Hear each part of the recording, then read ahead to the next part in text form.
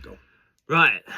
Okay, so we're adding reverb and depth here. We're going to do this in 3 parts. So this part is to add some reverb to vocal. This is from our Cerebral Divide track. So this is the track with the vocal dry.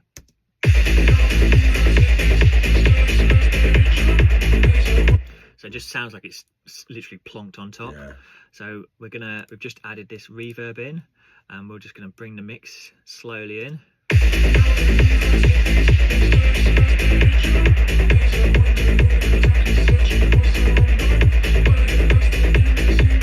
About there, sounds good. Yep. Then I'm gonna bring in some. And then what we're doing with the reverb there is we'll just try with reverb. I've always thought about it like this. If it's very in your face, if you think of it depth forward and backwards, when it's dry as Ken, like the kids say, when the vocal's sort of dry with no reverb on, it'll just be sat right up here, like Chris said, plonked on the track. And then what you're doing, the more reverb you add on, the more you're sending it, pushing it into the track, so it sits round it and feels part of the track. So I feel of it as the more reverb, the further back it goes. Yeah, the more it gets washed out. Yeah. Okay, so just show them just show them that with just that on it, with the vocal soloed on and off as well. So nice bit of reverb. Yeah. And then off. Dry as Ken. Poor Ken. Needs some lube. Yeah. So.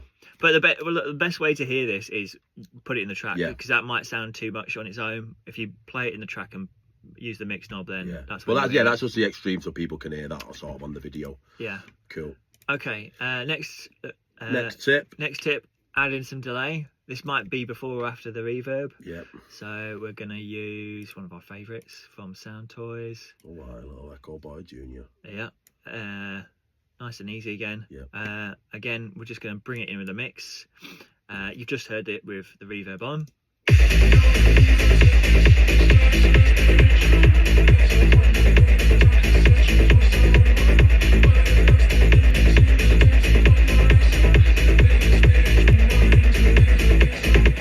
That's just a feel thing. Yeah. But you saw me bringing up the mix there, and then when at some point I could also heard it was like the vocal's quite slow and in time, so you're gonna kind of feel it. That I've slowed the echo time down, so it kind of went in time. Yeah. With the rest of the vocal. And if we just do a little vocal of an extreme version of a solo of what that was like. And without. Just adds that bit of bounce about.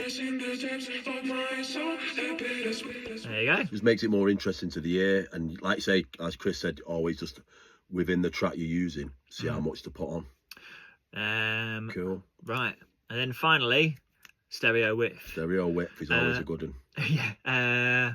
We'll use a different plugin. We've got the Vengeance. Oh yeah, put the normal easy free the wider. Yeah. There we go. Yeah, there we go. Stick wider on it. Dead easy. God, when you said wider, I felt it going down my throat. Oh, I thought you were going to say you thought about Ken again. Yeah, he's gone in dry. Can't be wide and dry, Jesus. And again, I'm going to play it with the track.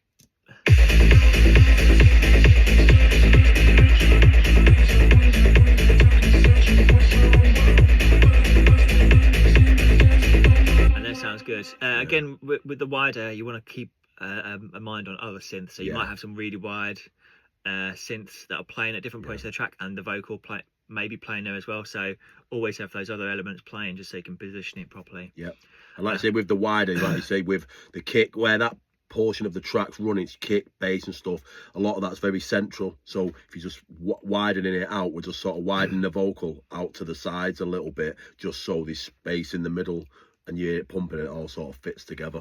Yeah. And never go too extreme with the wide, and you always want it pretty, your vocal's pretty central. Yeah. Just for the mono compatibility. Cool. So here's the solo of it as well, with it off. And on. Yeah, you just hear it pops out. You might need headphones on for this. You probably won't hear it on your phone.